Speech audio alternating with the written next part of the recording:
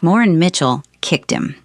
A grown woman in an airline uniform pulled back her leg and kicked a 12-year-old boy so hard that his bone cracked like a dry branch, snapping in half. Jaden Carter hit the floor screaming. His mother dropped to her knees, screaming louder. And Lauren Mitchell, senior flight attendant, 15 years on the job, stood over that child's broken body with nothing on her face but irritation, like he was trash in her way. A black child with an injured leg in an airport 60 minutes after his flight was canceled, and she shattered what was left of it. This story will test everything you believe about who wears a uniform and who deserves protection. Subscribe now, follow this to the very end, and tell me in the comments what city you're watching from. I want to see how far this truth can travel. Monica Carter had not slept in 31 hours. She sat in the hard plastic chair at gate B-17, her arm around her son Jaden, feeling every tremor that ran through his small body. The boy was 12 years old, and he was in pain. Not the kind of pain you could see from across the room. The kind that lived deep inside his left leg, a dull, grinding ache that never fully went away, not even when he was sleeping. They had left their apartment in Chicago's South Side at 4 in the morning. Monica had packed their one suitcase the night before, checking and rechecking the documents she needed. Insurance papers, referral letters, x-rays burned onto a CD that she kept in a padded envelope inside her purse. 6 months she had waited for this appointment. 6 months of phone calls, of being put on hold, of begging the specialist's office in Houston to squeeze her son in. And now, Gate B-17 was telling her that Flight 782 had been canceled. Mechanical issue, the gate agent had said, not even looking up from the screen. We're working on rebooking. Monica had wanted to scream. She didn't. She pressed her lips together, squeezed Jaden's hand, and sat back down. That was 5 hours ago. Jaden leaned his head against her shoulder. "Mama, my leg really hurts." "I know, baby. I know it does. Are we still going to Houston?" Monica didn't answer right away because she didn't have an answer. She pulled him a little closer and rubbed his arm. "We're going to figure it out." The gate area was packed, over 100 passengers crammed into a space designed for maybe 60. People were sitting on the floor. A woman was arguing on the phone near the window. 2 businessmen had been pacing back and forth for the last hour, their ties loosened, their faces red.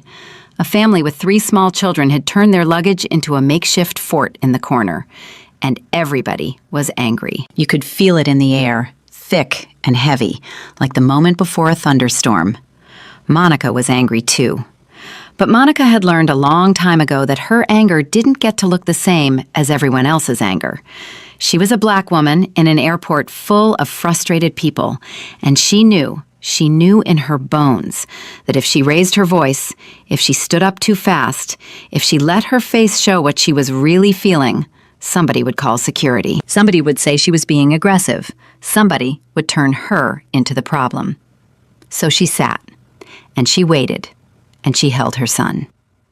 It was almost 9 o'clock at night when the announcement came through the speakers.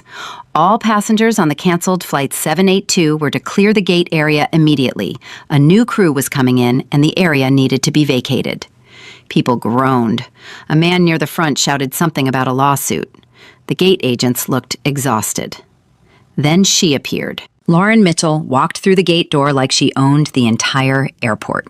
She was tall, blonde, mid-40s, wearing the crisp Navy uniform of the airline, senior flight attendant. She had a lanyard with 3 service pins on it and a clipboard in her hand, and she moved through that crowd the way a person moves when they believe that every single person in front of them is beneath them. "Everyone needs to move, now," Lauren said, her voice cutting through the noise like a blade. "This gate is being reassigned. Collect your belongings and proceed to the main terminal." A few passengers stood up and started gathering their things, but most of them didn't. They were tired. They were confused. They had been told 3 different things in the last 2 hours, and nobody trusted anything anymore. Lauren's eyes swept the room. "I said now. This is not optional." An older gentleman near the front row raised his hand. "Excuse me, ma'am, where exactly are we supposed to go? Nobody's given us any information about rebooking."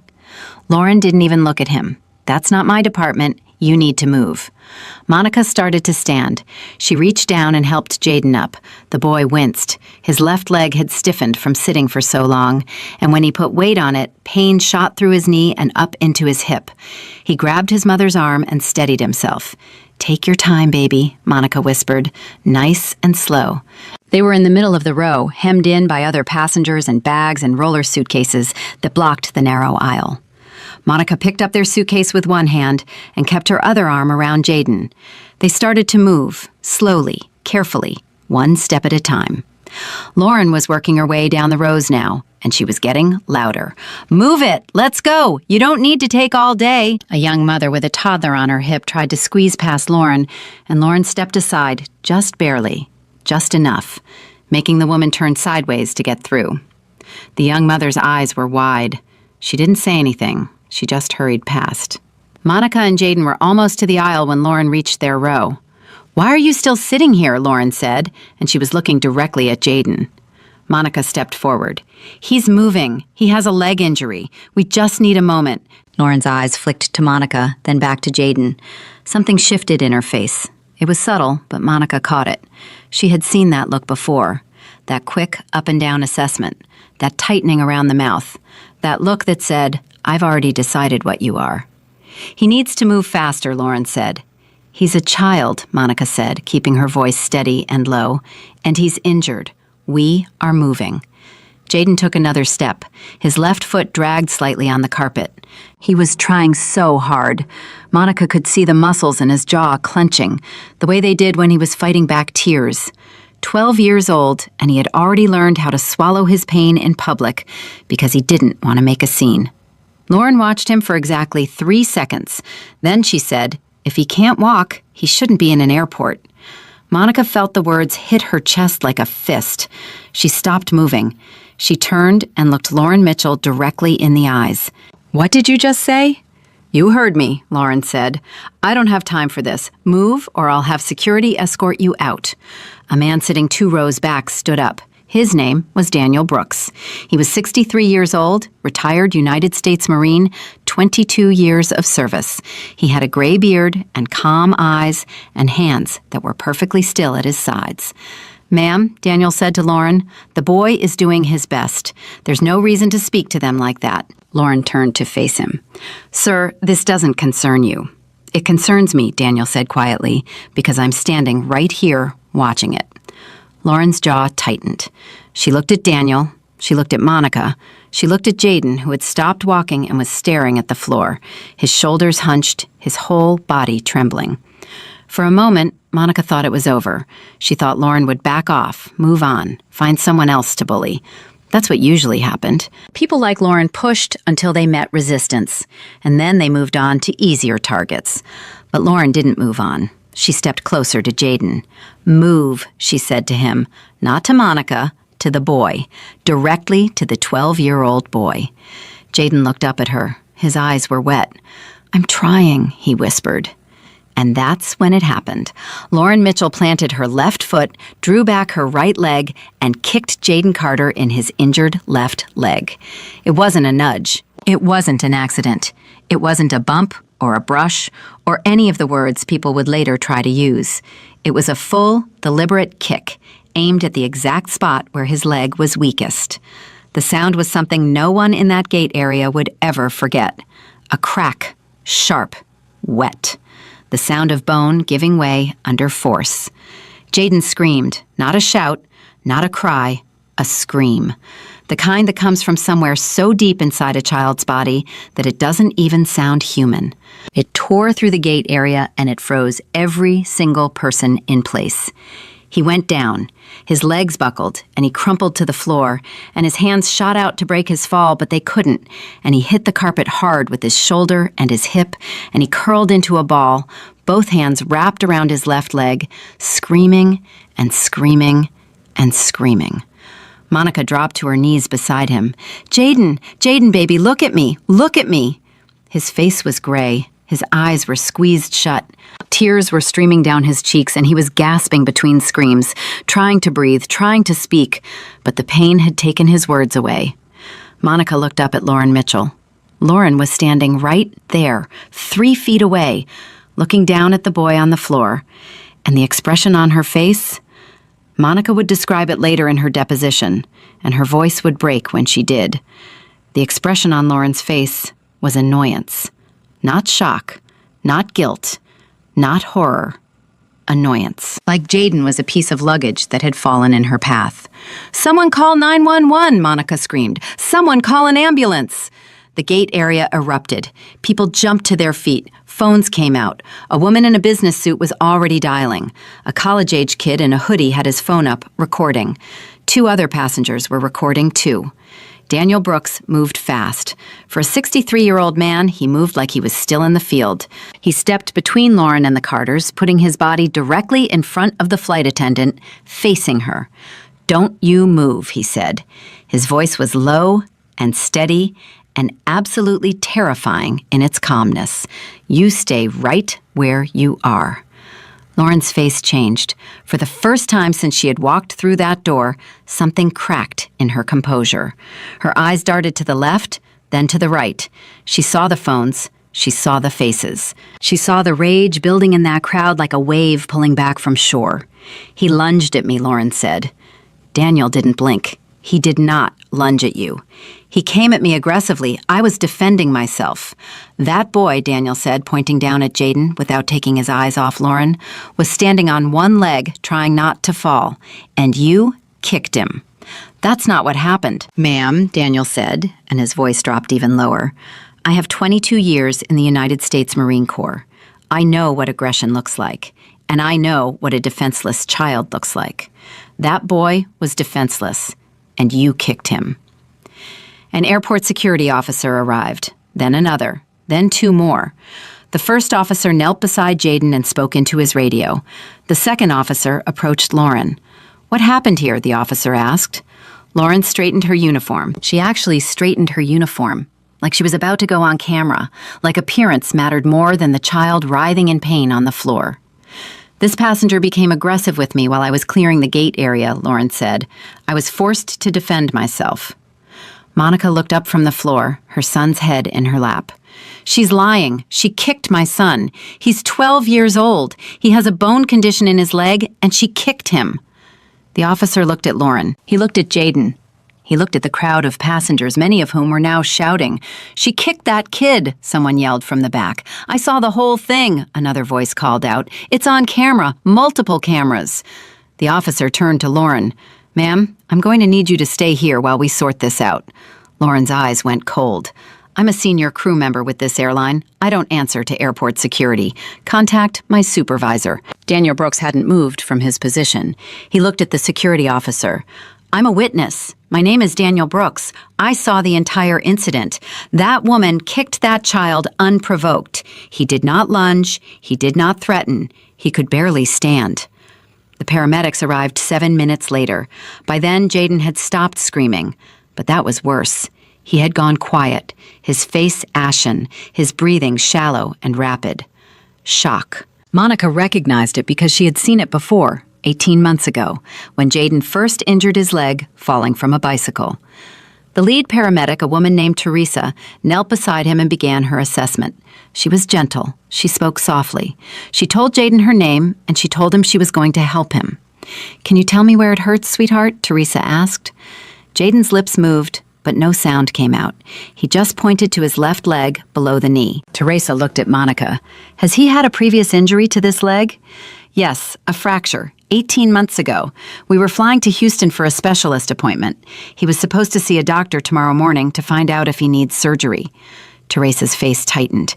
She ran her hands carefully along Jaden's lower leg, and when she reached the spot, Jaden flinched so violently that his whole body jerked. "I'm sorry, honey. I'm so sorry," Teresa whispered. She looked at her partner. "We need to split this and transport. Possible refracture of the left tibia." Monica's hand flew to her mouth. Refracture. The word hit her like a train. Everything she had done, every phone call, every insurance fight, every night sitting beside his bed when the pain kept him awake. 6 months of waiting. And now this. "Is it broken again?" Monica asked, and her voice cracked for the first time. Teresa looked at her with eyes that held both professionalism and something deeper, something like sorrow. We won't know for certain until we get x-rays, but based on what I'm seeing, there's a very high probability of a fracture. Monica pressed her forehead to her son's. I'm here, baby. Mama's right here. You're going to be okay. Jaden's hand found hers. His grip was weak, but desperate. Mama, he whispered. Why did she do that? Monica couldn't answer.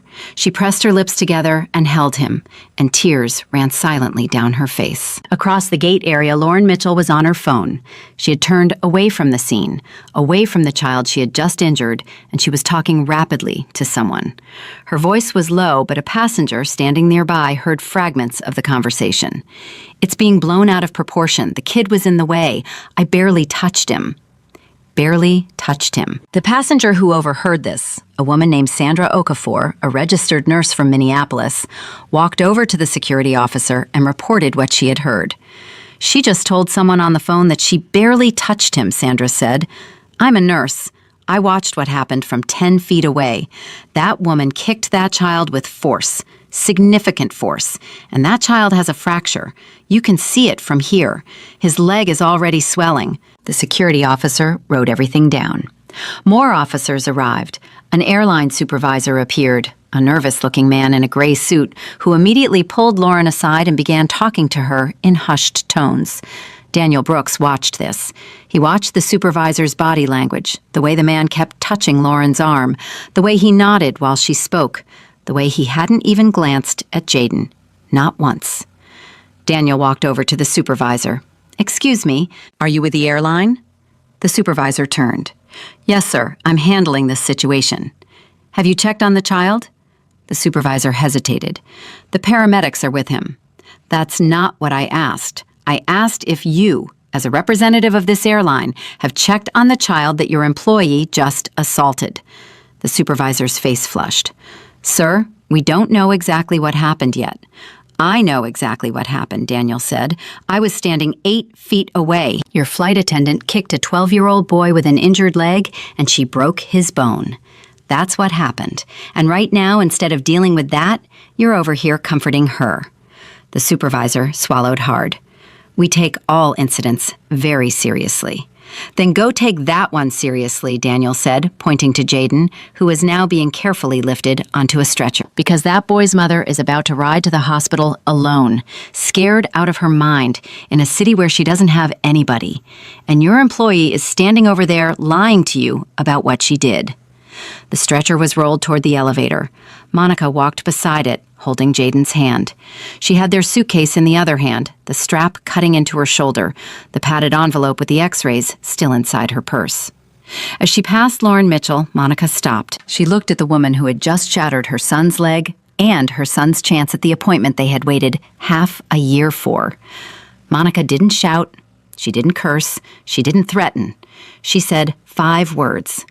God sees what you did. Lauren looked away. The elevator doors closed, and Monica and Jaden disappeared from the gate area. But they didn't disappear from the story, not by a long shot. Because back at gate B17, the college kid in the hoodie was already uploading his video. He posted it with a caption that was simple and devastating. Flight attendant at O'Hare kicks a black child's injured leg and breaks it. This is who they hire. In 20 minutes, it had 1,000 views. In 40 minutes, 10,000. By the time Monica was sitting in the emergency room watching doctors examine her son's swollen, discolored leg, the video had been seen by over 100,000 people. And it was still climbing. Sandra Okafor, the nurse, had also recorded a portion of the incident on her phone. Her video showed something the first video didn't. It showed the moment right before the kick. It showed Jaden standing unsteadily, his left leg barely supporting his weight, his hand gripping his mother's arm. It showed Lauren stepping toward him. And it showed the kick. Sandra uploaded her video 30 minutes after the first one. She tagged 3 civil rights organizations and 2 local news stations. By midnight, reporters were arriving at O'Hare, not 1 or 2, vans, cameras, microphones. The airport's public relations team scrambled to release a statement. The airline scrambled to release a different statement.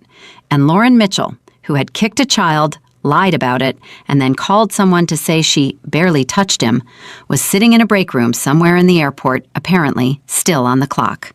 She hadn't been arrested. She hadn't been suspended. She was sitting in a break room drinking coffee while a 12-year-old boy was in a hospital bed with a freshly broken leg and a mother who didn't know how she was going to pay for any of this.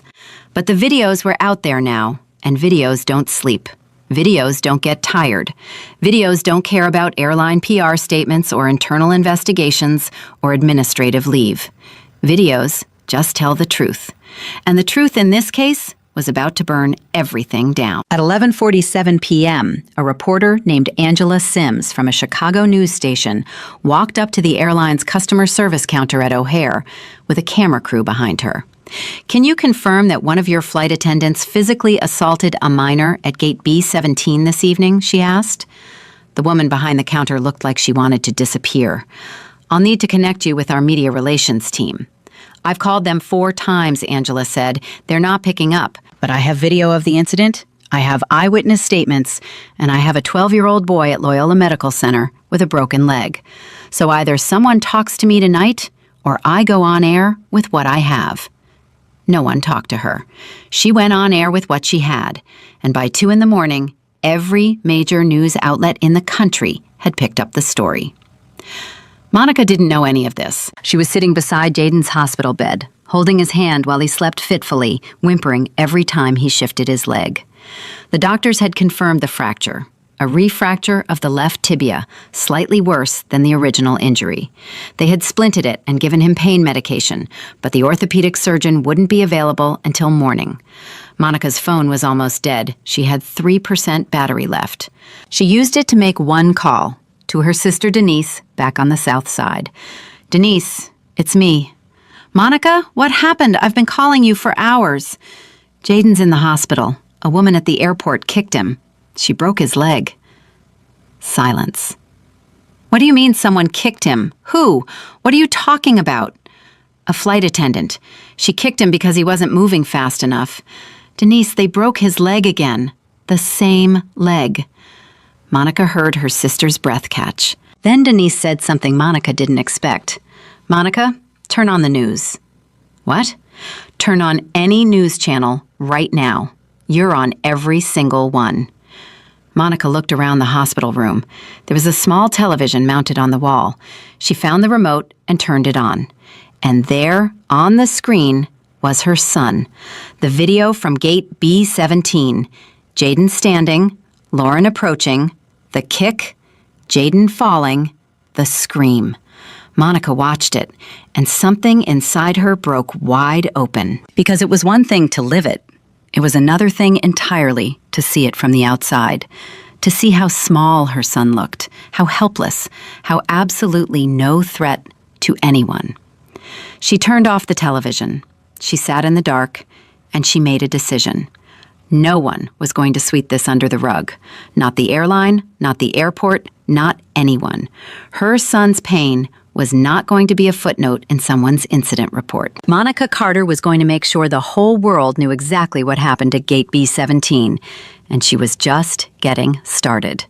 Monica didn't sleep that night. Not for a single minute. She sat in that hospital chair with her son's hand in hers, listening to the beep of the monitor and the soft hum of the fluorescent lights overhead, and she replayed every second of what happened at gate B-17 until the images were burned into her like a brand. At 6:14 a.m., her phone buzzed. Denise had sent a charger with a friend who worked the night shift at Loyola Medical Center, and now Monica's phone was alive again. And she wished it wasn't. 147 missed calls, over 300 text messages, voicemails from numbers she didn't recognize. And when she opened her social media, she had to set the phone down on her lap and press both hands over her mouth because the numbers didn't make sense. The video had 4 million views. 4 million people had watched her son get kicked to the ground. 4 million people had heard him scream. Monica picked the phone back up and scrolled through the comments. Some of them made her cry. Strangers saying they were praying for Jaden. Parents saying they couldn't watch without holding their own children. Grandmothers saying they hadn't slept after seeing it. But some of the comments made her stomach turn. People saying Jayden must have done something to provoke it. People saying Monica should have moved faster. People saying the video was edited, taken out of context, blown out of proportion. People who had watched the same footage she watched and somehow saw a different reality. She closed the app and looked at Jayden. He was still asleep, his face swollen from crying, his left leg elevated and wrapped in a temporary splint. He looked so small in that hospital bed. 12 years old, and he looked 8. Monica reached over and brushed a piece of lint off his forehead, and her hand was shaking so badly she had to pull it back. At 7:30 a.m., the orthopedic surgeon came in. His name was Dr. Raymond Price, a tall, quiet man with reading glasses and a gentle voice. He had already reviewed the x-rays, and he pulled a chair up beside Monica and sat down so he could look her in the eyes. "Mrs. Carter, I'm not going to sugarcoat this." Monica braced herself. "Tell me." "The original fracture site has been compromised. The new break is slightly displaced, meaning the bone shifted when it fractured again. For a child his age, with his history, this significantly complicates the healing process." "What does that mean for the surgery he was supposed to have in Houston?" Dr. Price took his glasses off and rubbed his eyes. The Houston consultation was to evaluate whether he needed corrective surgery for the original injury. The answer to that question is now irrelevant, because the new fracture makes surgery almost certain. Not optional, necessary. Monica felt the room tilt. How long is recovery? If the surgery goes well, we're looking at 4 to 6 months of restricted mobility, physical therapy after that. Best case scenario, he walks normally within a year. But I want to be honest with you. There's a possibility, given the repeated trauma to the same site, that there could be long-term complications. Chronic pain, reduced mobility. We won't know the full picture until we're in there. Monica nodded. She kept nodding because if she stopped, she was going to fall apart.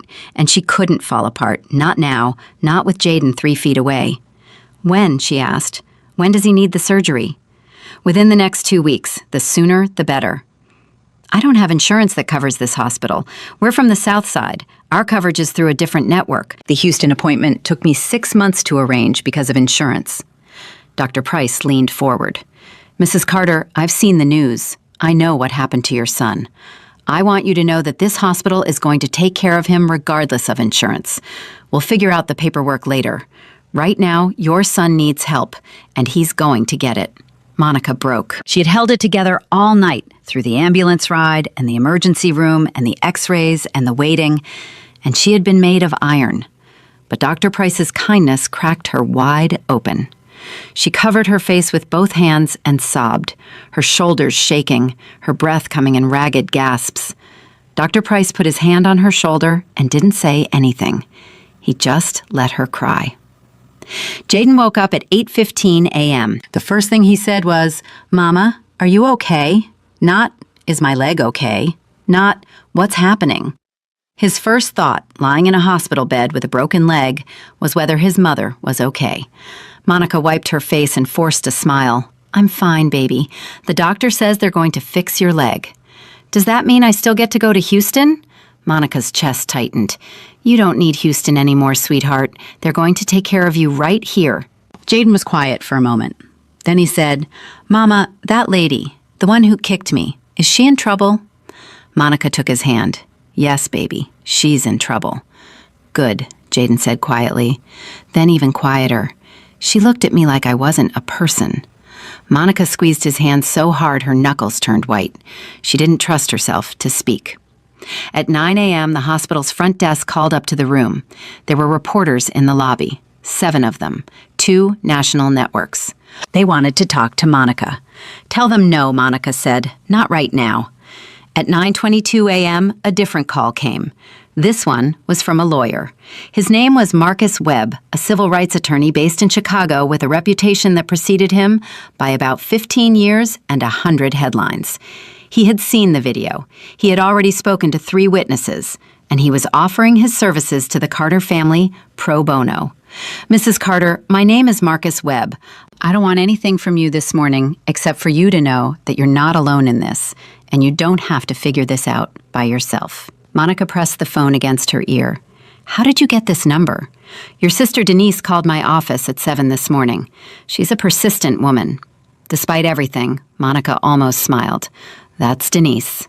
Mrs. Carter, I've been doing this work for a long time. I've seen cases like this before, but I have to tell you, the video from last night is one of the clearest, most undeniable pieces of evidence I've ever encountered. What that woman did to your son is documented from multiple angles by multiple witnesses. There is no ambiguity here. None. The airline is saying it's under investigation. Of course they are. That's what they always say. Investigation is a word companies use when they need time to figure out how to protect themselves. But Mrs. Carter, the evidence isn't going to change. Your son was standing still. He was not a threat. He was not aggressive. And a grown woman in a position of authority kicked him and broke his leg. This is assault. This is a civil rights issue. And this is going to be the biggest story in this country by noon today. Monica looked at Jaden, who was watching cartoons on the hospital television with the volume down low, his injured leg propped up on pillows. Mr. Webb, I need you to understand something. This isn't about money for me. This is about my son. He's 12 years old, and he asked me this morning why that woman looked at him like he wasn't a person. I don't care about settlements. I care about making sure no one ever does this to another child. Marcus Webb was quiet for a long moment. When he spoke again, his voice had changed. It was softer, more personal. Mrs. Carter, that's exactly why I called. By 10 a.m., the airline had released its first official statement. Monica heard it on the television in Jaden's hospital room, and every word of it made her blood pressure spike. We are aware of an incident that occurred at Chicago O'Hare International Airport involving one of our crew members and a passenger. The safety and well-being of all passengers is our highest priority. The crew member involved has been placed on administrative leave pending a full internal investigation. We are cooperating with airport authorities and take this matter very seriously. Administrative leave. Not fired, not arrested. Administrative leave. The woman who kicked her son and broke his leg was sitting at home right now, probably drinking coffee, probably still employed, probably still collecting a paycheck. Monica grabbed her phone and called Marcus Webb. I just heard the airline's statement. I heard it too. Administrative leave? That's what they're calling this? Mrs. Carter, I expected exactly this. This is step 1 in the corporate playbook. Minimal action, maximum language. They used the word incident instead of assault. They said crew member instead of her name. They said passenger instead of 12-year-old child. Everything about that statement is designed to minimize what happened. So what do? We tell the truth, louder than they can lie. At 10:47 a.m., Angela Sims, the reporter who had been at O'Hare the night before, broke a story that changed everything. She had obtained an internal memo. Someone inside the airline, someone whose identity would never be revealed, had leaked a document to Angela's news desk at 3 a.m. The memo was from 18 months ago. It was a summary of complaints filed against Lauren Mitchell by passengers over a 3-year period. 7 complaints total. 4 of them specifically cited aggressive or hostile behavior toward minority passengers.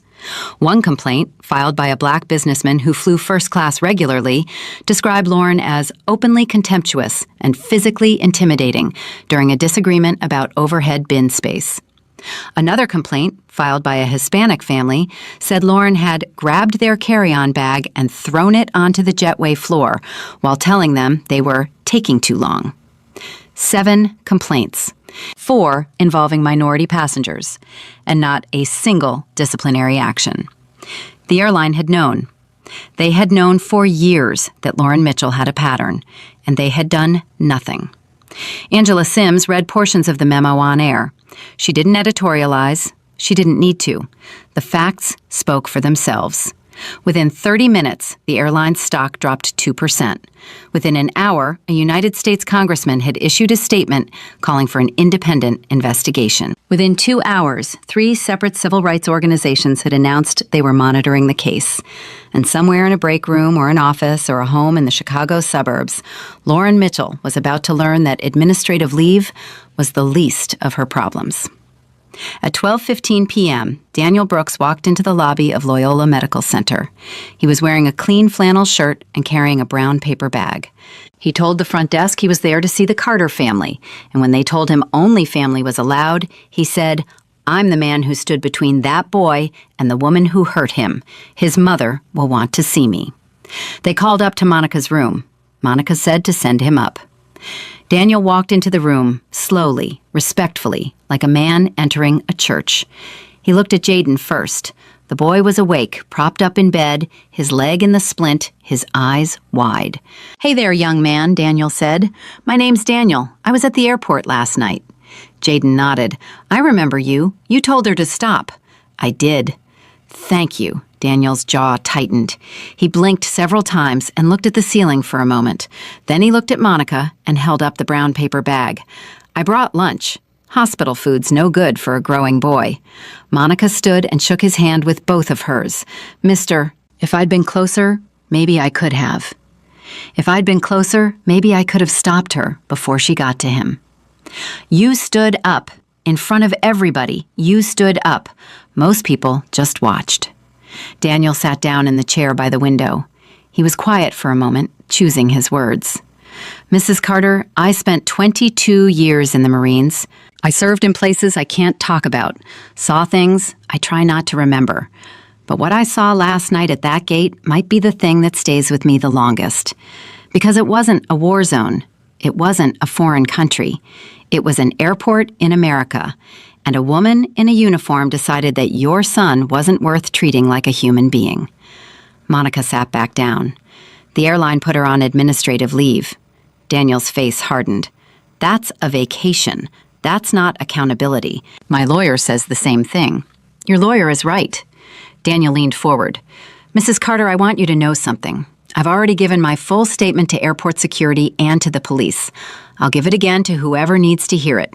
Your lawyer, the media, a judge, a jury. I don't care how many times I have to tell it. I saw what I saw, and I will not let anyone change the story." At 2 p.m., Monica's phone rang again. It was Marcus Webb. "Mrs. Carter, are you sitting down?" "I'm in a hospital room. I've been sitting down for 14 hours. The airline just contacted my office. They want to talk settlement." Monica felt a flash of heat rise from her chest to her face. "Already? It's been less than 24 hours. They're scared. The stock is dropping. The memo leak changed the game completely. They know now that this isn't just about your son's leg. It's about a pattern they ignored. Their legal exposure is enormous. What are they offering? They haven't named a number yet. They want a meeting.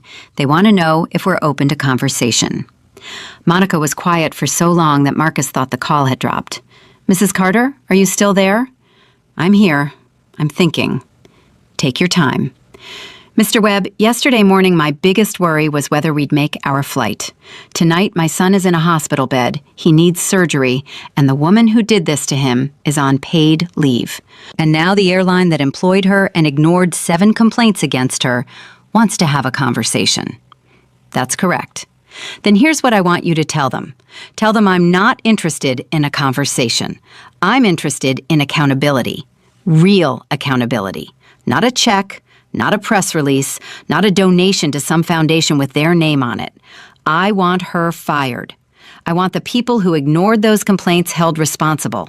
I want policy changes, and I want it public. All of it." Marcus Webb was quiet for a moment. Then he said, "Mrs. Carter, I've been waiting my entire career for a client like you." At 3:30 p.m., something happened that no one expected. Sandra Okafor, the nurse from Minneapolis who had witnessed the incident and recorded part of it, posted a second video. But this one wasn't from the airport. This one was from her hotel room, and she was speaking directly into the camera. "My name is Sandra Okafor. I'm a registered nurse. Last night I witnessed a flight attendant at O'Hare Airport kick a 12-year-old boy and break his leg. I saw the whole thing. But there's something the other videos don't show, and I need people to know this. Before she kicked him, she looked at him. She looked at that child for 3 full seconds. She saw his leg. She saw him limping.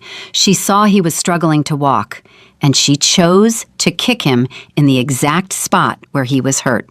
That was not an accident. That was not self-defense. That woman targeted that child. She chose the weakest part of his body, and she attacked it. And I am willing to testify to that under oath. Sandra's video got 2 million views in 2 hours. Because now it wasn't just a kick. It was a targeted attack on a disabled child. The narrative shifted again, harder and faster than the airline could possibly contain. At 5 p.m., Jaden asked Monica to turn off the television. The news was running the Gate B-17 video on a loop, and every time it played, Jaden flinched. He didn't say it bothered him. He didn't complain. He just flinched, a tiny jerk of his shoulders every single time. And Monica noticed, because mothers notice everything. She turned it off and sat beside him on the edge of the bed. "Mama, everybody's watching that video." "I know, baby. Kids at my school are going to see it." Monica hadn't thought about that yet, and it hit her like a punch. Jaden's classmates, his friends, kids who might tease him, or worse, kids who might look at him differently, treat him like he was fragile, treat him like a victim forever. "Jaden, listen to me. What happened to you was wrong. It was not your fault.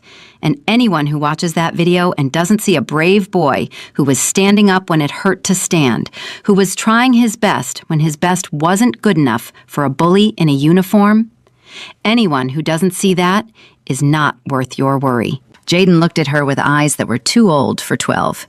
"Is it always going to be like this, Mama? People looking at us like that?" Monica wanted to say no.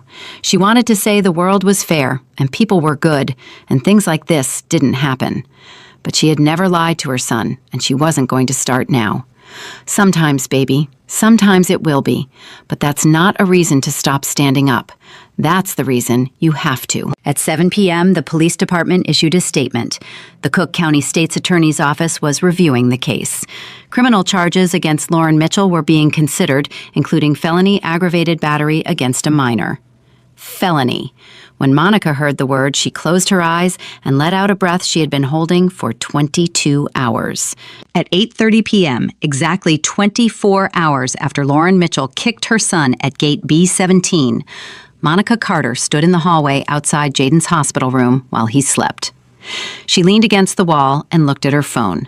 The video now had 11 million views. 11 million. The story was on every major network. It was trending on every platform. Strangers had started a donation fund that had already raised over $200,000. Monica scrolled past all of it. She found Denise's number and called her sister. "How's my nephew?" Denise asked immediately. "Sleeping. Surgery scheduled for Thursday." "And how's my sister?" Monica was quiet. A nurse walked past and smiled at her. Monica smiled back because that's what you do. You smile. You hold it together. You keep the walls up because if they come down, you might not be able to build them again. "Monica," Denise said, "talk to me." "I'm scared, Denise. I'm scared that the surgery won't fix it. I'm scared that he'll walk with a limp for the rest of his life because a woman in a uniform decided he wasn't worth treating like a person. I'm scared that this is going to follow him forever. And I'm scared that none of it, the lawyer, the charges, the videos, the millions of people watching, I'm scared that none of it is going to change anything."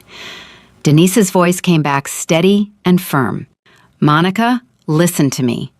That boy in there is the strongest kid I know, and he got it from you. You didn't raise a victim. You raised a fighter. And right now, 11 million people know his name because you stood in that airport and you didn't back down. You didn't scream. You didn't run. You looked that woman in the eye and told her, God sees what she did. That's not nothing, Monica. That's everything." Monica pressed her forehead against the cold hospital wall and closed her eyes. Down the hall, a television in the waiting room was playing the news. The anchor was saying Lauren Mitchell's name. The anchor was saying Jaden Carter's name. The anchor was saying the words that Monica had been waiting to hear all day. The airline had just announced that Lauren Mitchell's employment had been terminated, effective immediately, not administrative leave, terminated. Monica didn't celebrate. She didn't pump her fist or cry tears of joy. She just stood in that hallway, leaned against that wall, and whispered to herself, "That's one." Because fired wasn't enough. Fired was just the beginning.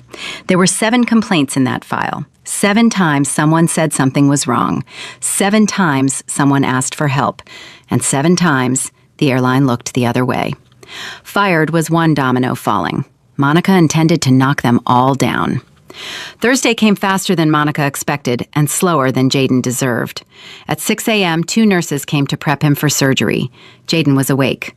He had been awake since 4, staring at the ceiling, his fingers picking at the edge of his hospital blanket. Monica knew because she had been watching him from the chair, pretending to sleep, counting every breath he took. "You ready, baby?" Monica asked as the nurses checked his vitals. Jaden didn't look at her. He kept staring at the ceiling. "Mama, what if they can't fix it?" Monica moved to the side of his bed and took his face in both hands, turning him to look at her. "Doctor, Price is one of the best. He told me himself that he's going to take care of you, and I'm going to be right here when you wake up, right in this chair. I'm not going anywhere." "You promise?" "I promise."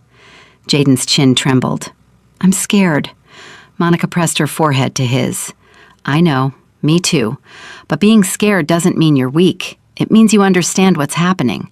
And understanding is strength, Jaden. It's always been strength." At 6:45 a.m., they wheeled him down the hallway toward the operating room. Monica walked beside the gurney, holding his hand, matching the pace of the orderly, step for step. When they reached the double doors where she couldn't follow, she squeezed his fingers one last time. "I love you more than everything," she said. Jaden gave her a small, shaky smile. "I love you more than airplanes." It was something they had said to each other since he was 5, back when flying was still magic, back when airports meant adventure and not trauma. Monica bit the inside of her cheek hard enough to taste blood because she would not cry in front of him. Not now, not when he needed her to be strong. The doors closed. Jaden disappeared behind them, and Monica stood in that hallway with empty hands and a chest so tight she thought her ribs might crack. Denise was there. She had driven in from the south side at 5 in the morning, and she was sitting in the surgical waiting area with 2 cups of coffee and a face that said she wasn't going anywhere either. Monica sat down beside her, and Denise handed her a cup without a word. They sat in silence for 11 minutes. Then Monica said, "Marcus called last night." "The lawyer?" "The airline's legal team made their first offer." Denise turned to face her. "Already? The surgery hasn't even happened yet, and they're already trying to settle? $750,000. Denise's mouth fell open. Then it closed. Then it tightened into a hard line. "They think they can buy this away for $750,000? Marcus said the same thing. He said it's an insult. He said they're trying to close this fast because every day the story stays in the news, their stock drops further. They've already lost $43 million in market value since Monday night." "Good," Denise said, and she meant it. Marcus told them no. He didn't even bring the number to me first. He told them the offer was rejected and that the next conversation would include a demand, not a discussion. I like this man. Denise, he found something else. Something big. Denise set her coffee down. "What?" Monica lowered her voice, even though the waiting room was nearly empty. Maureen Mitchell wasn't just a problem employee. She was a union representative. She sat on the airline's internal review board for passenger complaints, the same board that was supposed to investigate the complaints filed against her. Denise stared at her. "You're telling me she was investigating herself?" Not directly, but she had access to the files. She knew which complaints existed, and Marcus believes she used her position to make sure none of them resulted in real discipline. 2 of the 7 complaints were marked "resolved, no action required" by the review board she sat on. "Monica, that's corruption." Marcus called it a conflict of interest so severe it borders on institutional negligence. He said this is the piece that turns a personal injury case into a systemic lawsuit. It's not just about Lauren anymore. It's about the airline creating a system where people like Lauren are protected. At 8 a.m., Monica's phone rang. It was Angela Sims, the reporter from the Chicago news station who had broken the internal memo story. Monica had spoken to her briefly the day before, just long enough to confirm basic facts. But Angela was calling now with something different. "Mrs. Carter, I want to be upfront with you. I have information that I believe you should hear before it becomes public." Monica gripped the phone tighter. Go ahead. We've obtained Lauren Mitchell's personnel file through a source inside the airline. There's something in it that hasn't been reported yet. 3 years ago, Lauren was involved in an incident on a flight from New York to Atlanta. A 9-year-old black girl was traveling as an unaccompanied minor. The girl spilled juice on Lauren's shoes during beverage service. Lauren grabbed the girl's arm hard enough to leave a bruise. The girl's parents filed a complaint when she arrived in Atlanta with finger-shaped marks on her forearm. Monica's hand was shaking. What happened? Nothing. The complaint was logged and referred to the Internal Review Board. It was marked resolved within 2 weeks. No disciplinary action, no follow-up with the family. The parents were given $200 in flight vouchers. $200 for bruising a 9-year-old. Mrs. Carter, there's more. The girl's parents are West African immigrants. The father told me on the phone last night that they didn't push the complaint because they were afraid. He said, and I'm quoting him directly, "We didn't think anyone would believe us over a white woman in uniform." They've been carrying this for 3 years. When they saw the video of your son, the mother called me crying. She said, "That could have been our daughter. It almost was." Monica closed her eyes. She felt Denise's hand on her arm. "Mrs. Carter," Angela said, "are you still there?" "I'm here. I'm just trying to understand how this keeps happening, how the same woman hurts children and nobody stops her, how an entire airline looks the other way." That's exactly the question I intend to ask them on air tonight. Mrs. Carter, the family from the Atlanta flight wants to come forward publicly. They want to stand with you. Would you be open to that? Monica didn't hesitate.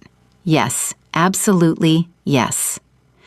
At 9:30 a.m., Dr. Price came through the double doors. Monica was on her feet before he had taken 3 steps. She searched his face for the answer before he could speak, looking for the micro-expressions, the tells, the slight drop of the eyes or the tightening of the mouth that would tell her the worst had happened. Dr. Price was smiling. It was a small, tired smile, but it was real. "The surgery went well, Mrs. Carter. We were able to realign the fracture and secure it with a titanium plate and screws. The bone was in better condition than I feared. He's in recovery now, and he's going to be groggy for a few hours, but he's stable and he's comfortable." Monica's legs buckled. Denise caught her. She grabbed her sister and held on, and for the first time in 4 days, Monica cried tears that weren't made of fear. "Can I see him?" Monica asked, wiping her face. "Give us about 30 minutes to get him settled, and then yes." Thank you, Dr. Price." He put his hand on her shoulder. "He's a tough kid, Mrs. Carter. He was trying to tell the anesthesiologist a joke right before he went under." Monica laughed. It came out wet and broken and beautiful. "That's my boy." At 10:15 a.m., she was at his bedside. Jaden was half awake, his eyes glassy from the anesthesia, his left leg now encased in a proper cast from knee to ankle. He blinked at her slowly. "Mama? I'm right here, just like I promised." "Did they fix it?" "They fixed it, baby. The doctor said you did amazing." Jaden's lips curled into a lazy, drugged smile. "I told the doctor a joke." "I heard. What joke?" "Why don't scientists trust atoms?" He paused, his eyelids heavy. "Because they make up everything." Monica laughed again, and this time it was real, full, and warm, and Denise laughed from the doorway, and even the nurse checking Jaden's IV smiled. But the laughter didn't last. It couldn't. Because outside that hospital room, the story was still moving, still growing, still demanding more from Monica than she knew she had to give. At 11 a.m., Marcus Webb arrived at the hospital. He came with a briefcase and a look on his face that Monica had already learned to read. It was his "something has changed" face. "Mrs. Carter, I need to talk to you, privately." They stepped into the hallway. Denise stayed with Jaden. "What happened?" Monica asked. "2 things. First, the Cook County State's Attorney has officially filed charges against Lauren Mitchell, felony aggravated battery against a minor. She's being arrested today." Monica leaned against the wall. "Today?" "Today. She'll be processed and arraigned, probably by this evening. Bond hearing tomorrow morning. This is real, Mrs. Carter. Criminal charges. Not civil. Criminal." Monica pressed her hand flat against the wall to steady herself. What's the second thing? Marcus opened his briefcase and pulled out a folder. My investigators found something this morning that changes the scope of this case entirely. He handed her a sheet of paper. This is a copy of an email sent internally within the airline 14 months ago. It's from a mid-level manager in the Human Resources Department to the Vice President of Crew Operations. The subject line reads, "Ongoing concerns regarding Senior FA Lauren Mitchell." Monica read the email. Her hands were steady now. Her fear had burned away and left something harder behind it. The email detailed the manager's concerns about the pattern of complaints against Lauren. It noted that the complaints disproportionately involved passengers of color. It explicitly recommended that Lauren be placed on a performance improvement plan and removed from her position on the Internal Review Board. And it ended with a sentence that Marcus had highlighted in yellow. If we fail to act on this pattern, we are exposing the company to significant liability, and, more importantly, we are failing the passengers who trust us with their safety. What happened after this email was sent? Monica asked. Nothing. The vice president never responded. The recommendation was never implemented. Lauren stayed on the review board, and 7 months later, she bruised a 9-year-old girl's arm on a flight to Atlanta. Monica handed the paper back to Marcus. They knew. Not just the review board. Management knew. They had it in writing. Someone inside that company tried to do the right thing, and they were ignored. That's exactly right. And that email transforms our case. This isn't negligence anymore, Mrs. Carter. This is willful disregard. They were warned. They had evidence. They chose to do nothing. And your son paid the price. Monica looked through the small window in the door at Jaden, who was sleeping again, his cast propped on pillows, his face finally peaceful. What do you need from me? I need you to be ready, because when this email goes public, and it will go public, this story is going to get 10 times bigger. The airline is going to fight back. They're going to try to discredit you, discredit me, discredit the witnesses. They're going to hire the most expensive PR firm in the country, and that firm is going to try to change the narrative. Let them try, Monica said. I have the truth, and 11 million people have already seen it. At 2 p.m., Lauren Mitchell was arrested at her home in the suburb of Naperville, Illinois. The footage of her arrest, captured by a news helicopter and 2 camera crews parked on her street, showed her being escorted out of her front door in handcuffs by 2 plainclothes detectives. She was wearing sweatpants and a gray t-shirt. No crisp navy uniform, no service pins, no clipboard. Just a woman in handcuffs walking to a police car while her neighbors watched from their driveways. Monica didn't watch the arrest footage. Denise did, on her phone, in the hospital cafeteria, and she described it to Monica later. She looked scared, Denise said. Good, Monica replied. Jaden was scared too. The difference is, he didn't do anything to deserve it. At 3:30 p.m., the airline held a press conference. The CEO, a man named Richard Davenport, who had built his career on budget cuts and efficiency metrics, stood behind a podium and read from a prepared statement. His voice was measured and practiced, the kind of voice that had been coached by a crisis communications team for hours. He expressed deep concern about the incident. He confirmed Lauren Mitchell's termination. He announced that the airline would be conducting a comprehensive internal review of its complaint handling procedures. He pledged that the airline would implement new training protocols focused on diversity, inclusion, and passenger safety. He did not apologize. He did not mention Jaden's name. He did not mention that his own company had been warned in writing 14 months ago and had done nothing. Marcus Webb watched the press conference from the hospital lobby. When it was over, he called Monica. Did you watch it? No. Was it worth watching? It was worth watching because of what he didn't say. He didn't apologize. And in a case like this, what they don't say is evidence of what they're planning. What are they planning? They're going to fight. The press conference was designed to look like accountability without actually being accountability. No apology means their lawyers told them not to admit fault, which means they're preparing for a legal battle, not a settlement. Then we give them one. At 5 p.m., something happened that broke the story wide open in a direction no one had anticipated. A woman named Karen Whitfield called into a live radio show in Chicago. She identified herself as a former colleague of Lauren Mitchell. She said she had worked with Lauren for 6 years at the airline before transferring to a different carrier. And she said she had a story she needed to tell. "I watched Lauren bully passengers for years," Karen said, her voice trembling on the air. "Especially passengers of color. She would make comments in the galley about them. She would deliberately take longer to serve them. She would find reasons to report them for minor things she would ignore if the passenger was white. And everyone on the crew knew. We all knew. Some of us said something. Most of us didn't because Lauren had power. She was the union rep. She sat on the review board. If you crossed her, she could make your life miserable." The radio host asked, "Why didn't you report this to management?" Karen's voice broke. "I did. I reported it to my supervisor 3 times. The first time, he told me to keep my head down. The second time, he said he'd look into it. The third time, he told me that Lauren had friends in the union and that pursuing this could create problems for my career. I transferred to another airline 6 months later because I couldn't stand being part of it anymore." "And what made you come forward now?" "That video. That boy. When I saw her kick that child, I felt physically sick because I knew. I knew she was capable of it. I'd seen the way she treated people, and I didn't do enough to stop her.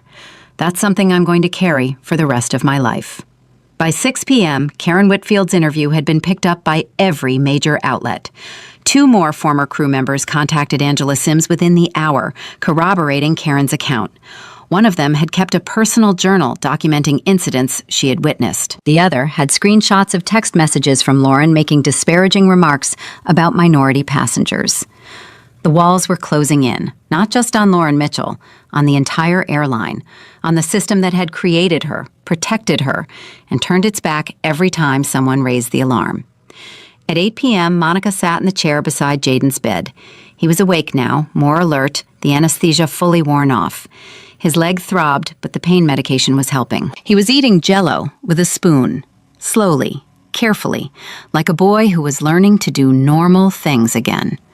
"Mama, Daniel came by earlier," Jaden said. "I know, Denise told me. He brought me a book about the Tuskegee Airmen." "Did he?" "He said they were the first black military pilots. He said people told them they couldn't fly, and they flew anyway." Jaden put his spoon down. "Mama, I still want to be a pilot." Monica reached over and took his hand. "I know you do, baby. Do you think I can, with my leg like this?" "Jaden Carter, you can be anything you want to be. A broken leg doesn't change who you are. It doesn't change what you're capable of. And it definitely doesn't get to decide your future. You decide your future." Jaden was quiet for a moment. Then he said, "That lady, Lauren, she's in jail now? She was arrested today. Is she sorry?" Monica paused. She thought about the press conference. She thought about the airline's statement. She thought about Lauren standing over her son with annoyance on her face while he screamed on the floor. "I don't know, baby. I don't think sorry is the right word for what she is right now. I think she's scared. And sometimes people confuse being scared of consequences with being sorry for what they did. Those aren't the same thing." Jaden nodded slowly, like he was absorbing something much bigger than a 12-year-old should have to absorb. "Mama, when I get out of here, I don't want to be angry. I don't want to be angry like the people on the internet. I just want to walk again and go back to school and be normal." Monica squeezed his hand. "Then that's exactly what we're going to do." At 9:47 p.m., Monica's phone buzzed with a text from Marcus Webb. It was short, 4 sentences that carried the weight of an earthquake. "The family from the Atlanta flight is filing their own lawsuit tomorrow. 2 more families have contacted my office tonight with similar complaints against the airline.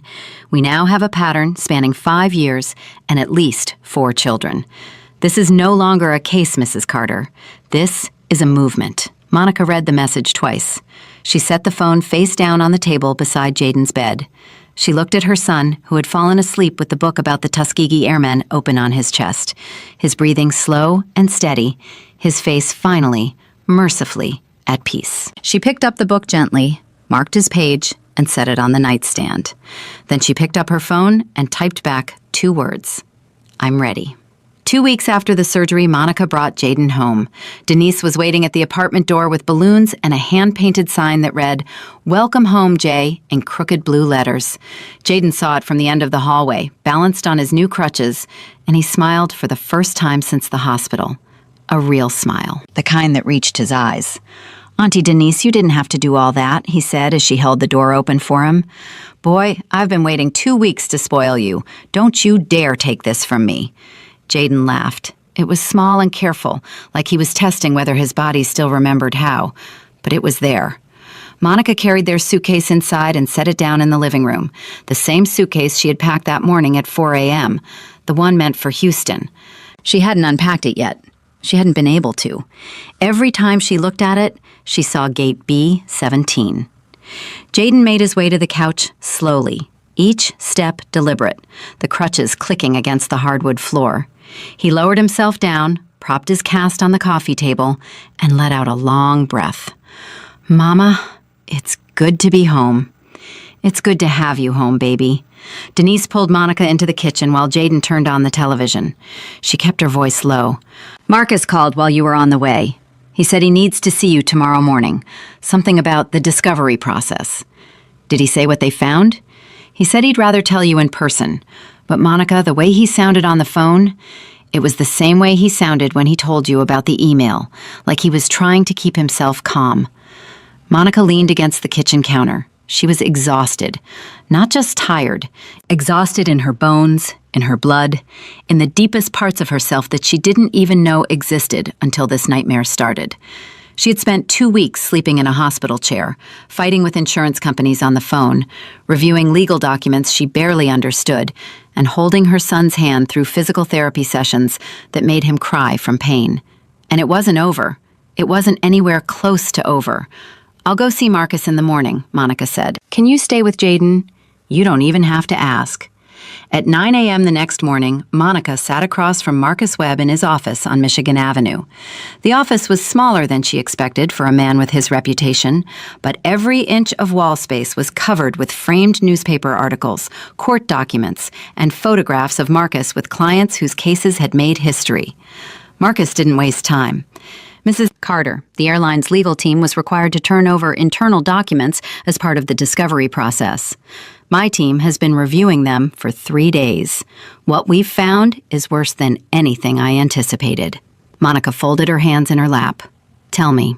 Over the past 7 years, the airline has received a total of 23 complaints involving hostile or discriminatory behavior by crew members toward passengers of color. 23. Lauren Mitchell accounted for 7 of them, but the other 16 involved 9 different employees across 4 hubs. 23 complaints in 7 years. And here's what makes it damning. Of those 23 complaints, exactly 0 resulted in termination. 0 resulted in suspension. 3 resulted in verbal warnings. The remaining 20 were marked resolved with no action.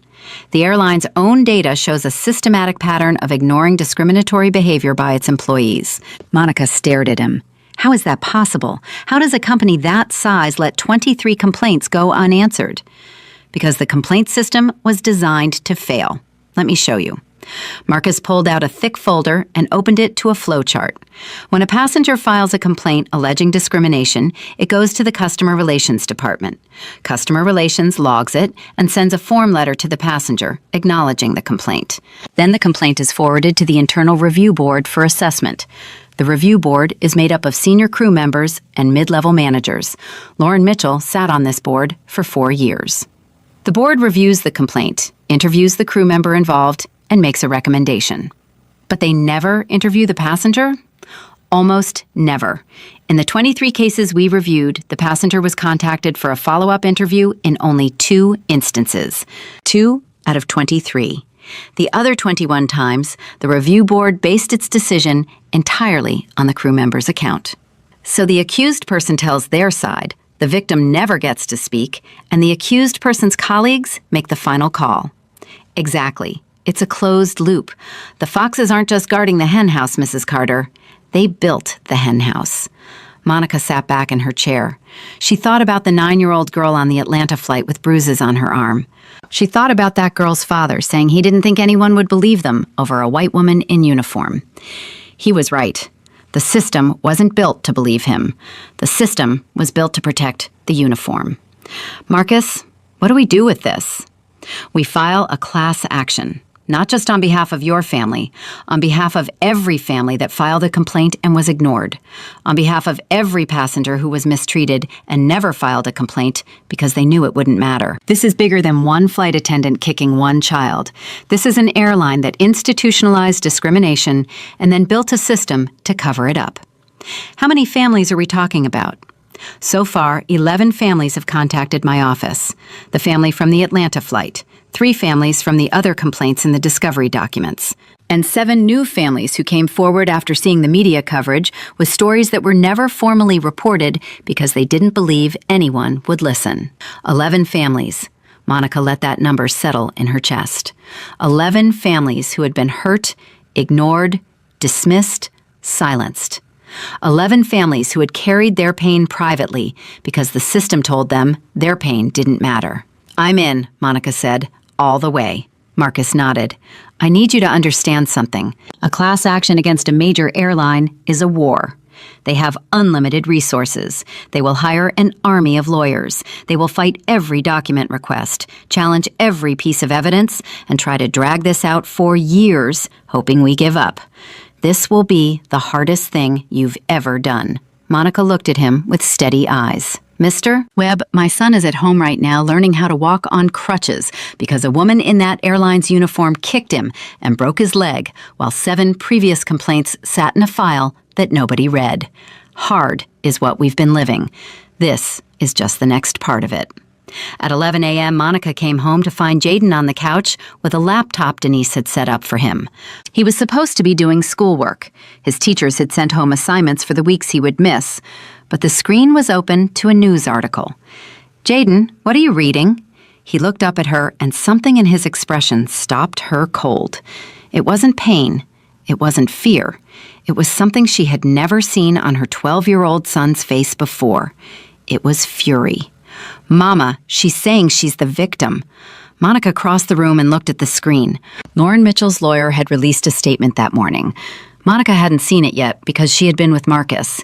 She read it now, standing behind her son, and each sentence hit her like a slap. Lauren Mitchell's lawyer claimed that Lauren had been unfairly targeted by a social media mob. He stated that Lauren had a spotless 15-year career, and that the complaints against her were unsubstantiated allegations driven by racial bias against a white woman. He claimed that the incident at Gate B-17 was a regrettable accident during a chaotic situation, and that Lauren had made contact with the minor unintentionally while attempting to maintain order in an overcrowded gate area. Unintentionally. Made contact. Regrettable accident. Monica closed the laptop gently. Jaden, I don't want you reading this. She's lying, Mama. She's lying about what she did to me. She kicked me on purpose. I was looking right at her. She looked at my leg, and she kicked it. How can she say that was an accident? Monica sat down beside him. She put her arm around his shoulders and pulled him close. Because that's what people do when they're caught, baby.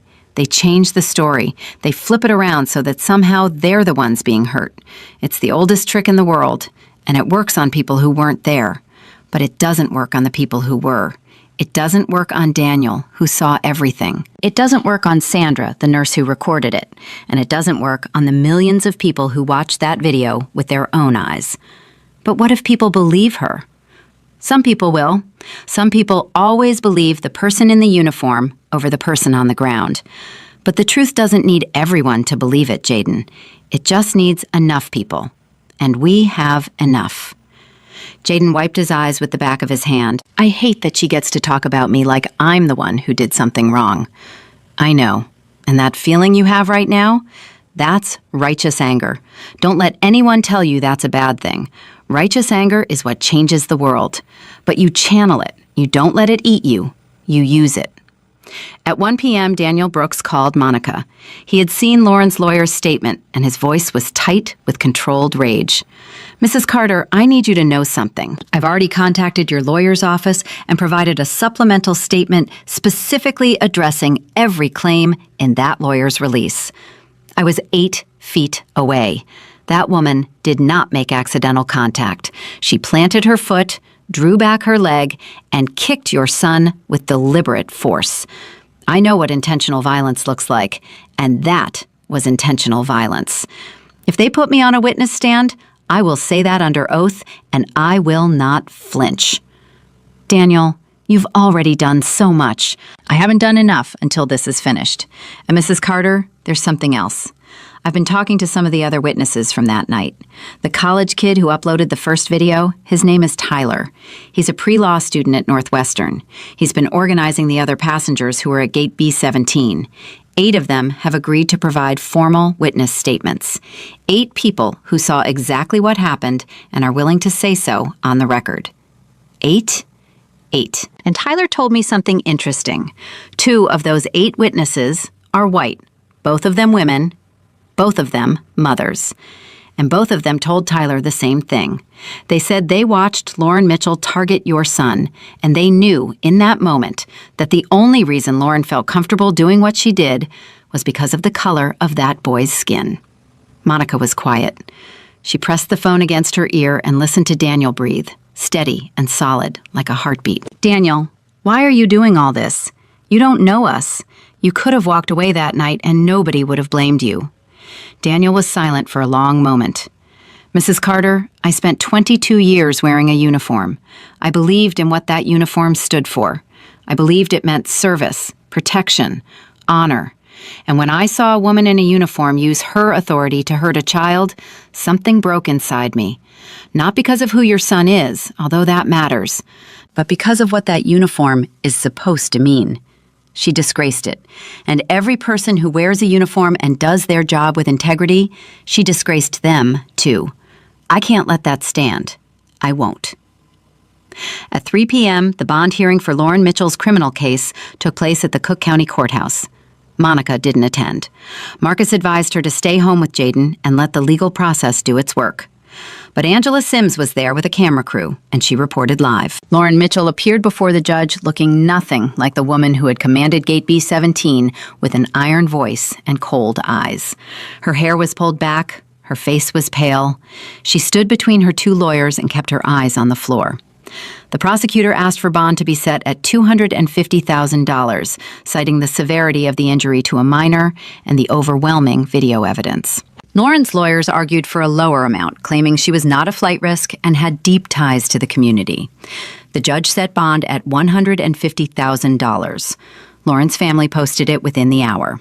She walked out of the courthouse at 4:17 p.m., shielding her face from cameras, flanked by her lawyers, and got into a black SUV that sped away from the curb.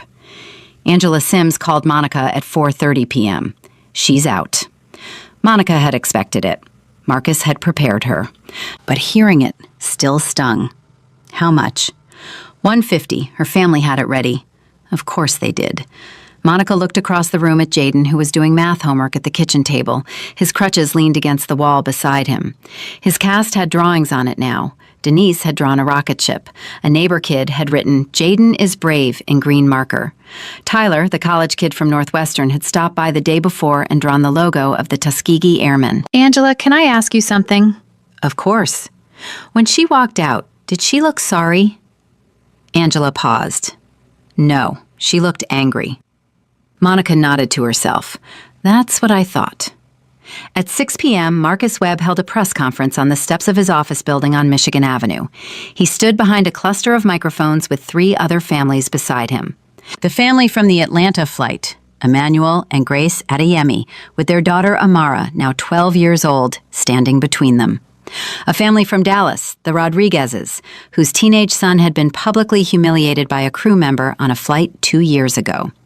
And a family from Philadelphia, the Washingtons, whose elderly grandmother had been physically pushed aside by a gate agent during a boarding dispute.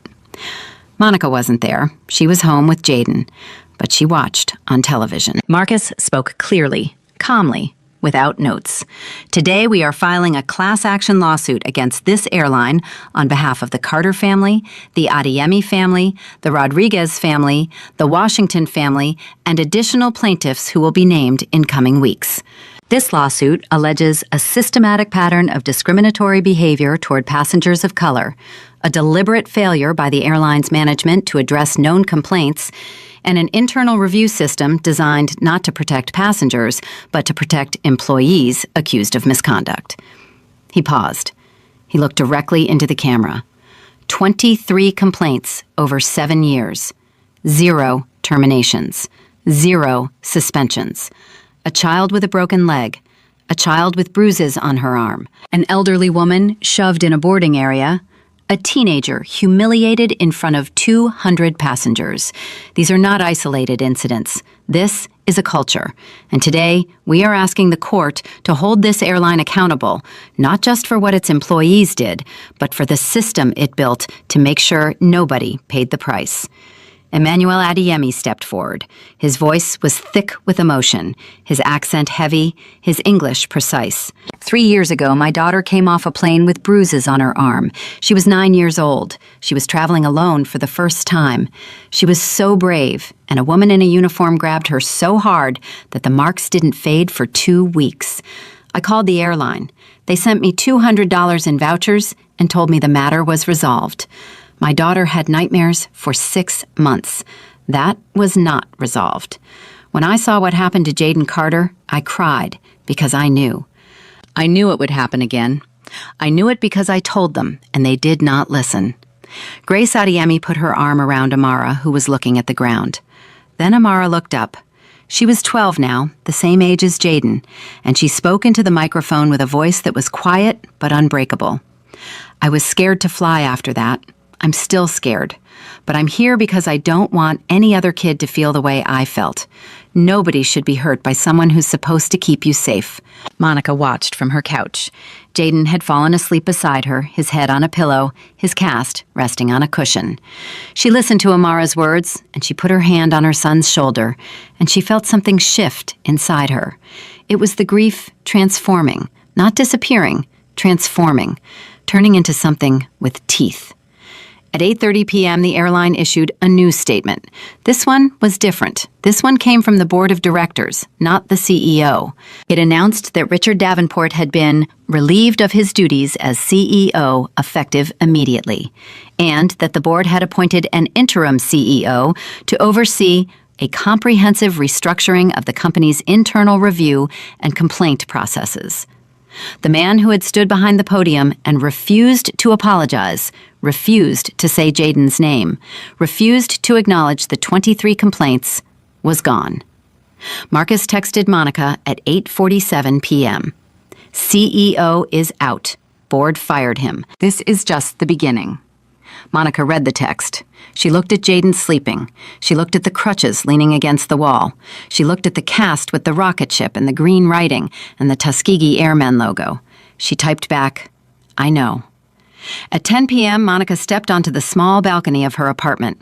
The south side stretched out below her, streetlights and car headlights and the distant glow of downtown. She could hear music from a neighbor's window, a dog barking somewhere.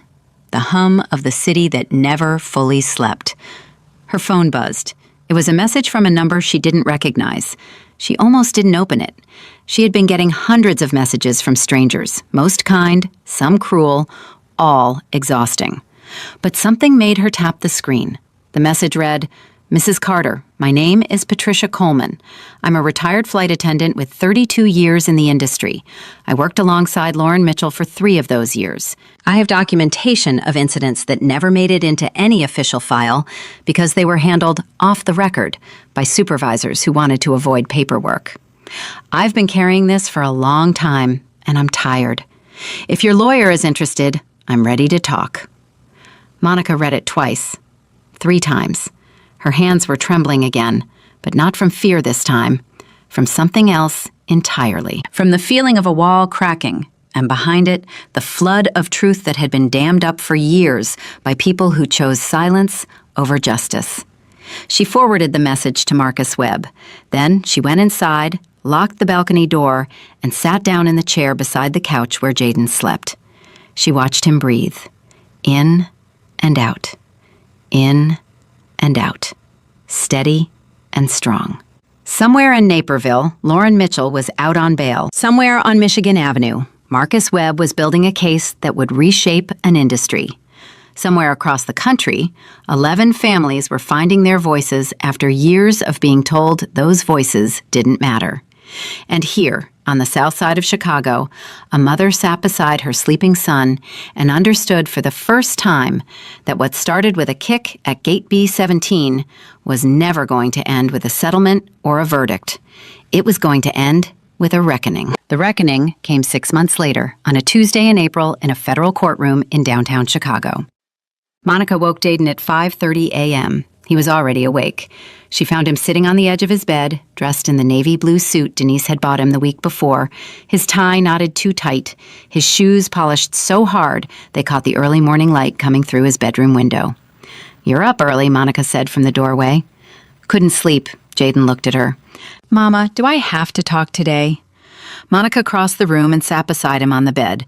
She loosened his tie gently, retied it the way their neighbor Mr. Johnson had taught him, and smoothed his collar. "You don't have to do anything you don't want to do. Marcus said the judge might ask you a few questions, but if you're not ready, we tell him you're not ready. Nobody is going to force you." "I want to talk," Jaden said quickly. "I just don't want to cry in front of everybody."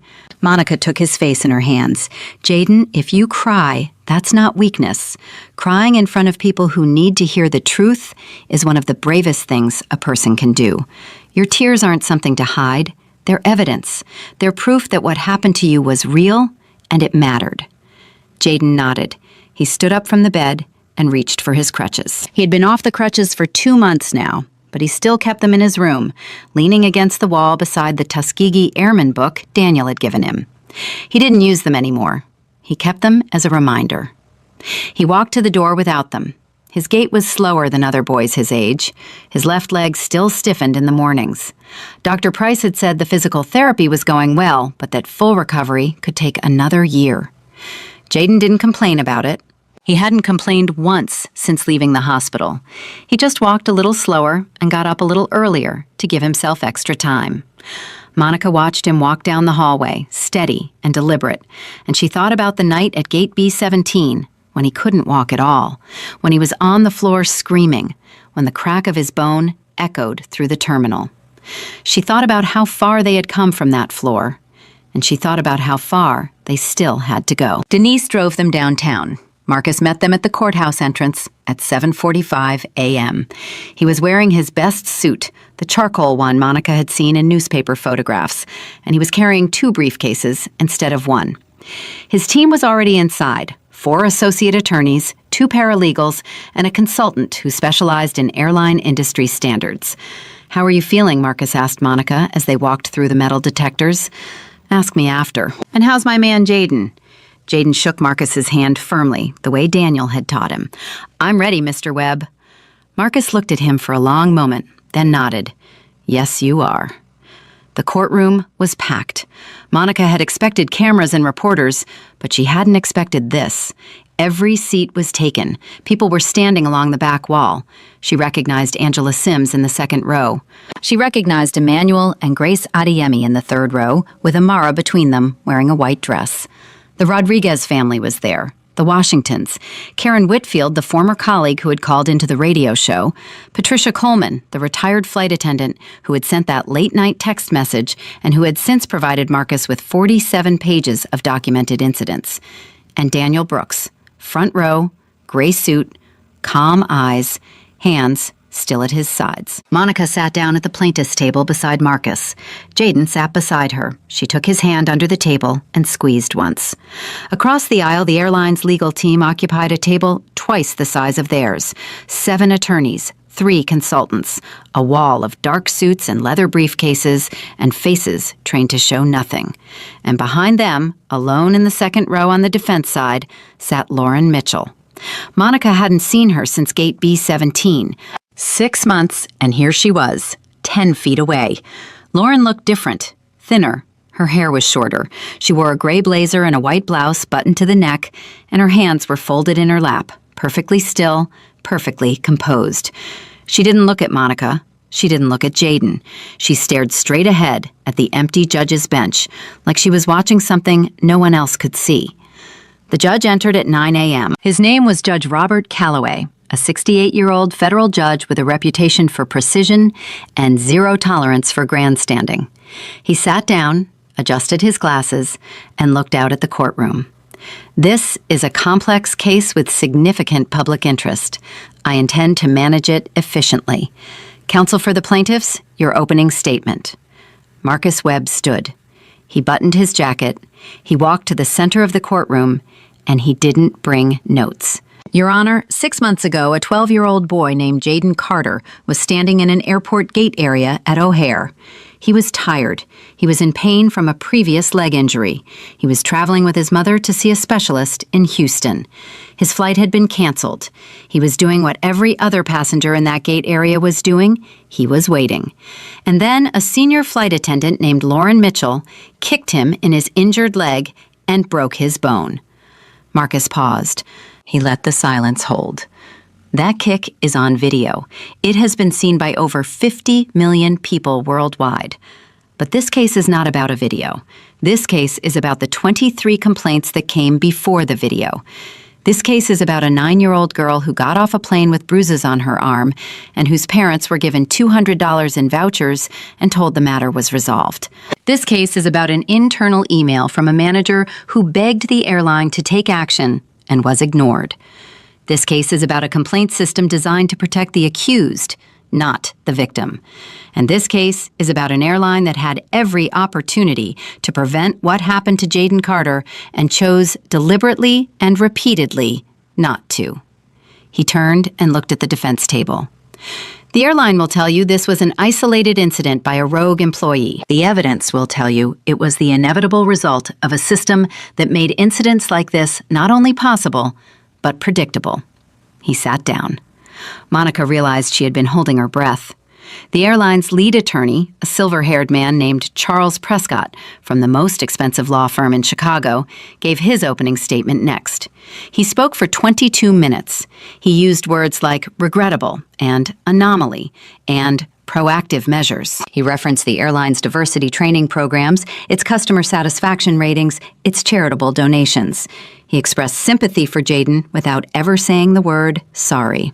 When he finished, Judge Calloway looked at him over his glasses and said, "Counsel, I notice you didn't address the 23 complaints. Will you be addressing those during the proceedings?" Prescott's face tightened almost imperceptibly. "Yes, Your Honor. We will provide full context for those complaints." "I look forward to it," the judge said. The proceedings moved quickly. Marcus called his first witness at 10 a.m. Daniel Brooks took the stand, raised his right hand, and swore to tell the truth. Marcus asked him to describe what he saw at gate B17. Daniel spoke the way he had spoken that night, clearly, steadily, without embellishment. He described Lauren's aggressive demeanor. He described her words to Monica and Jayden. He described the kick, and he described the sound. Mr. Brooks, you served 22 years in the United States Marine Corps. In your experience, was the force used by Miss Mitchell consistent with self-defense? No, sir, it was not. What was it consistent with? Daniel looked at Lauren Mitchell for the first time. She didn't look back. Assault, Daniel said. Deliberate, targeted assault on a defenseless child. At 11:30 a.m., Sandra Okafor took the stand. The nurse from Minneapolis was composed and clinical, and her testimony was devastating in its specificity. She described the angle of the kick. She described the point of impact. She described what she saw in the 3 seconds before contact. Lauren, looking at Jayden's leg, identifying the weak point, and striking it. Ms. Okafor, in your professional opinion as a registered nurse, was this impact accidental? No. Absolutely not. The precision of the strike indicates she targeted the area of existing injury. An accidental contact would not produce that kind of fracture pattern in that specific location. Prescott objected. Judge Calloway overruled. After lunch, Marcus called Patricia Coleman, the retired flight attendant who had texted Monica that night.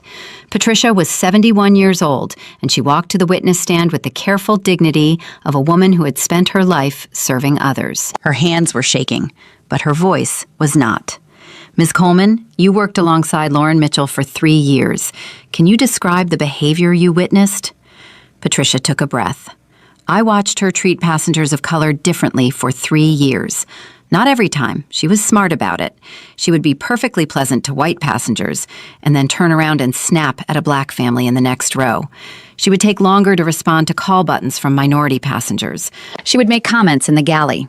She once told me, and I remember the exact words, "Some people just don't know how to fly." She was looking at a black couple in first class when she said it. Did you report this behavior? I reported it twice. Both times my supervisor told me there wasn't enough evidence for a formal complaint. He said it was personality conflict. After the second time, I stopped reporting because I realized the system wasn't going to do anything, and I'm ashamed of that. I'm ashamed I stopped trying. Her voice cracked on the last word. She gripped the railing of the witness box and steadied herself. But I'm here now, and I'm telling the truth now, and I should have told it sooner.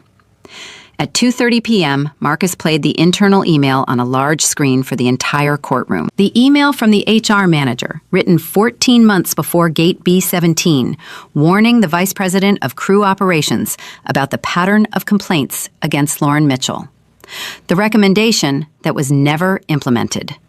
The sentence highlighted in yellow. If we fail to act on this pattern, we are exposing the company to significant liability and, more importantly, we are failing the passengers who trust us with their safety. Marcus asked the vice president, who had been subpoenaed, why the recommendation was ignored. The man tugged at his collar. I received a high volume of internal communications. I don't recall the specific email. You don't recall an email that specifically warned you about an employee who would go on to assault a child? I receive hundreds of emails daily. I cannot be expected to act on every internal recommendation. Marcus let the silence stretch for 5 full seconds. Every person in that courtroom heard what the vice president had really said.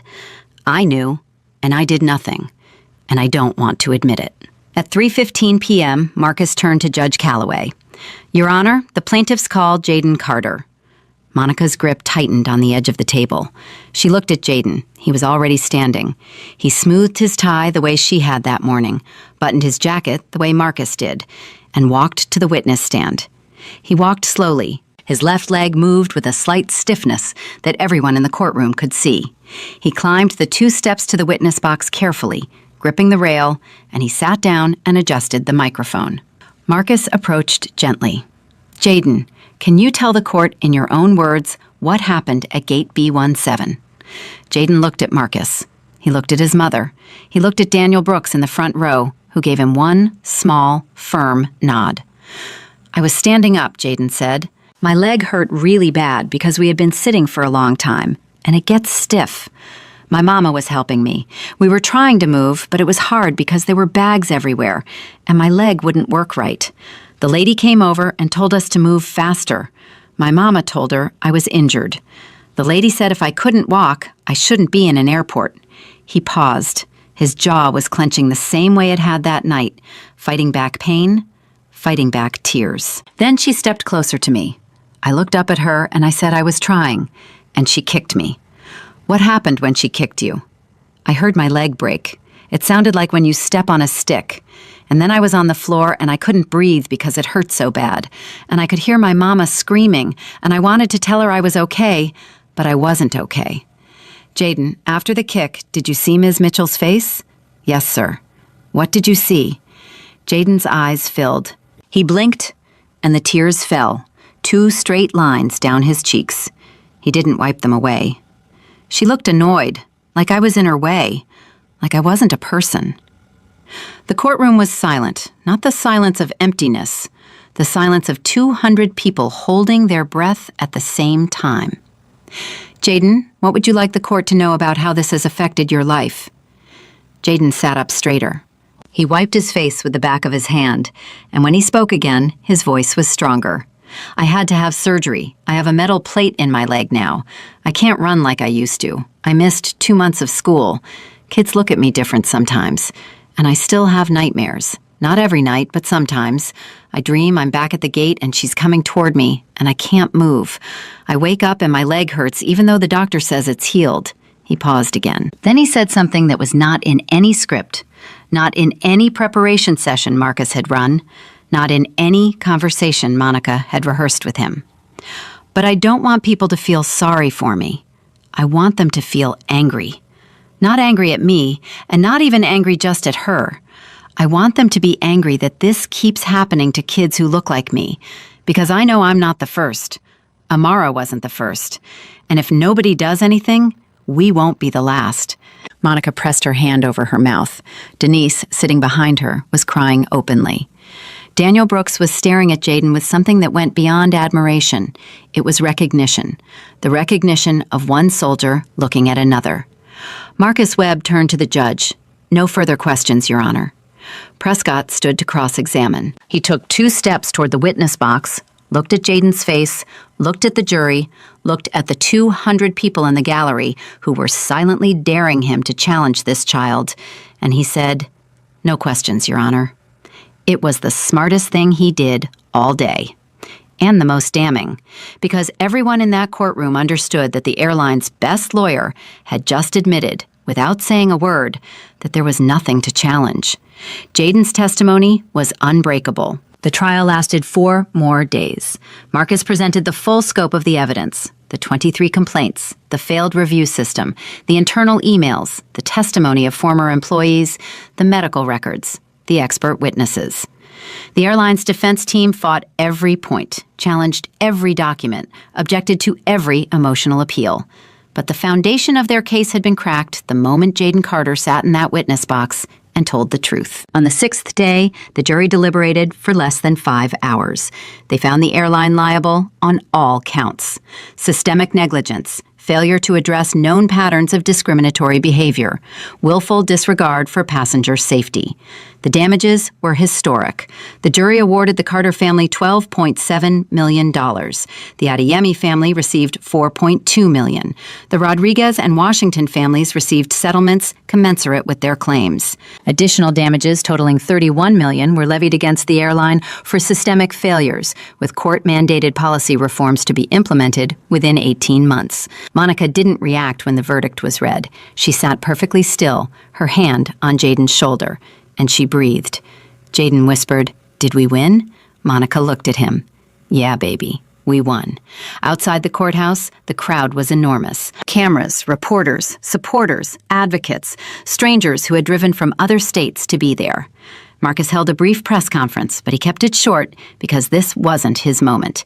He stepped aside, and Monica took the microphone. She had not prepared a speech. She didn't need one.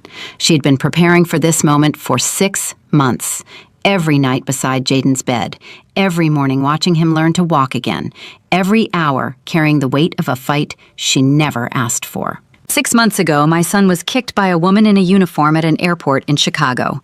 His leg was broken. His body was hurt. But what was broken even worse was his belief that the people in charge would keep him safe.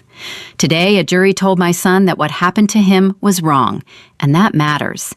But I want to say something to every parent listening, every grandparent, every caregiver, every person who has ever looked at a child and thought, that could be mine. This was never just about my son. This was about every child who has been hurt by someone with power and told to be quiet about it.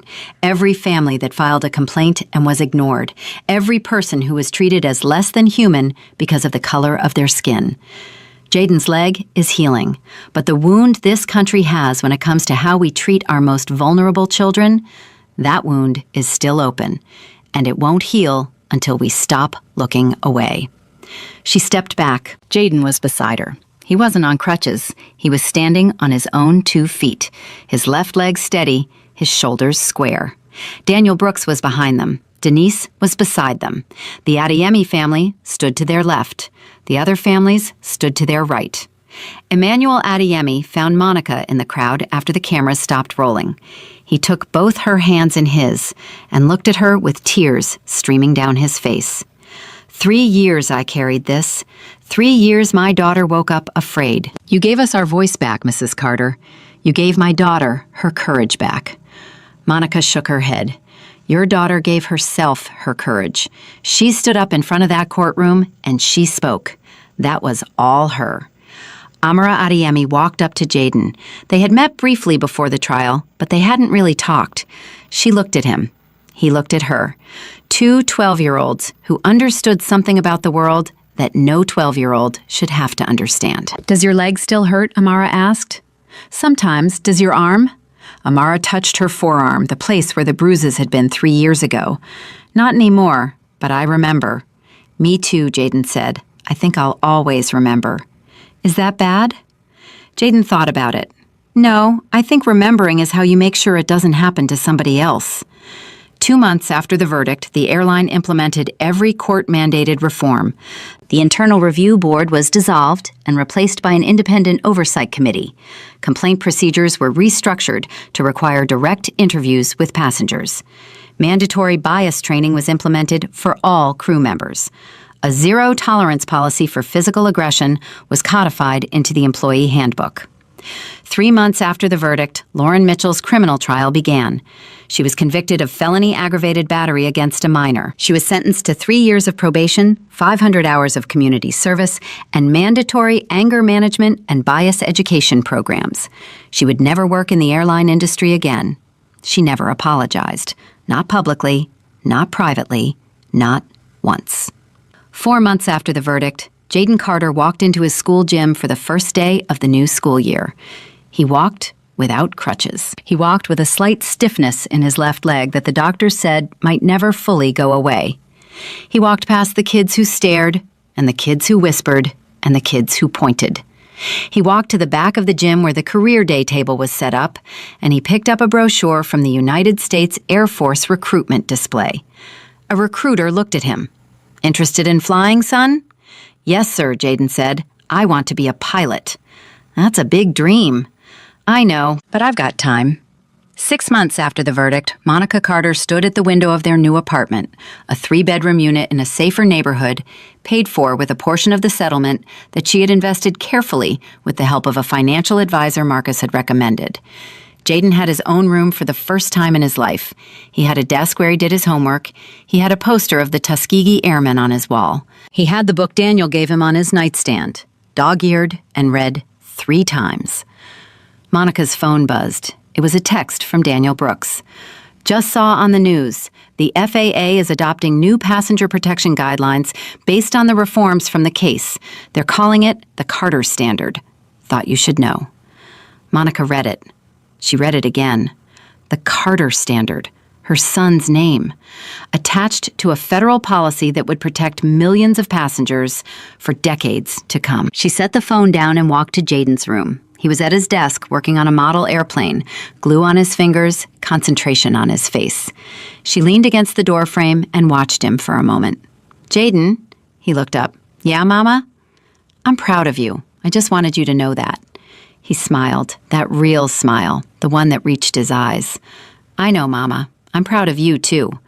Monica went back to the window. The city stretched out in front of her, vast and complicated and imperfect, full of people who hurt each other and people who healed each other and people who stood up when it would have been